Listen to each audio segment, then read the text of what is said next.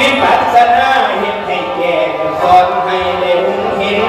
พี่น้องเอ๋ยเป็นพระสงฆ์ผู้เน้นทั้งฝ่ายปฏิยัติปฏิบัติสมควรทุกขบวนบอกเคยคอยบวชได้เป็นตัวน้อยอยู่มาจนกระทั่ง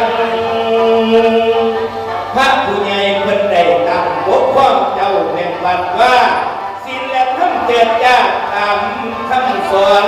ศีลและธรรมเจิดจ้าเผยแผ่ตามคำสอนคนคำสอ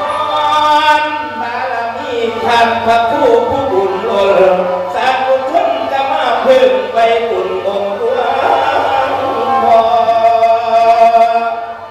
ย่อไม่เป็นใส่เก่าวัดข้าวไปแม่ละใส่เสียงบังข้าวไปแม่ใส่เสียงตามเทียนโอ้ยน้อง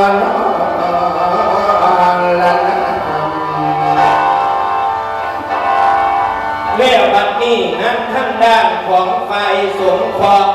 พี่น้องเอ๋ยเพื่อบุญสงฆ์กับโยมผู้สุอันบ่มีเว้น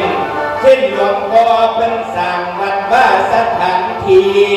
ให้พระเถรเน้นที่ปฏิบัติพักยังรู้มาไหวบ่พักเศร้า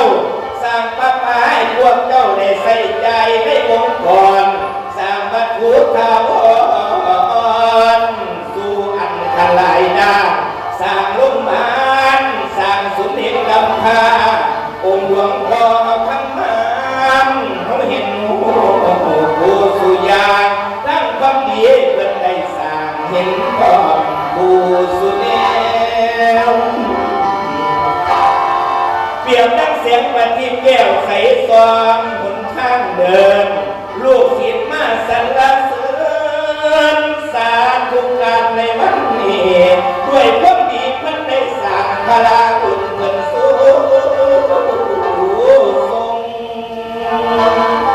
มีทั้งพามีทั้งโยมเดินทางมาเพื่อนี้หวังเพื่อมุทิตา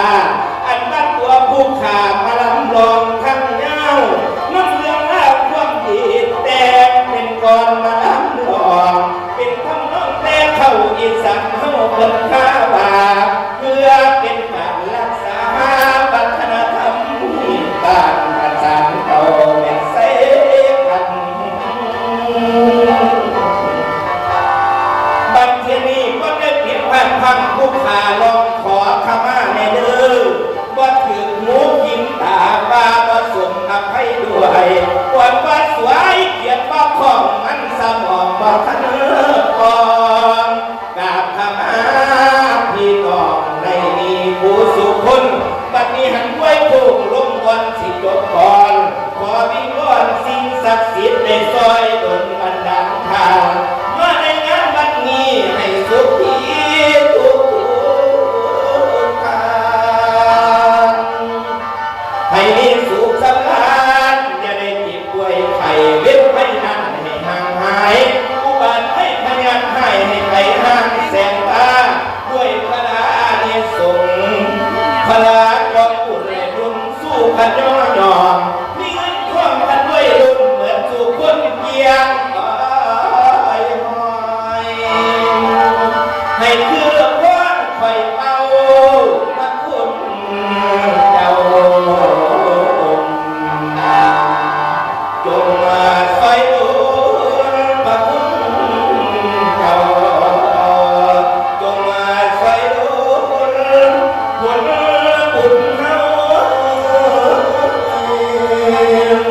โอ้ยน้องโอ้ยน้อง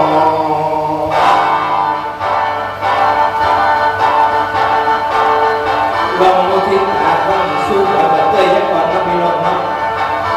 จากฝนเปียกข้างนอกอะไรซึ้งได้หลาย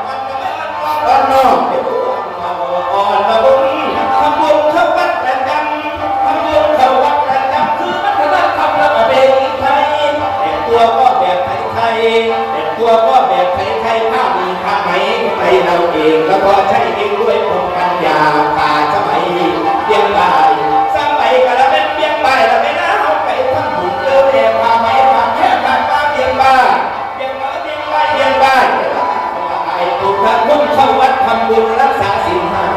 ทำบุญรักษาศีลห้าเคยทำมา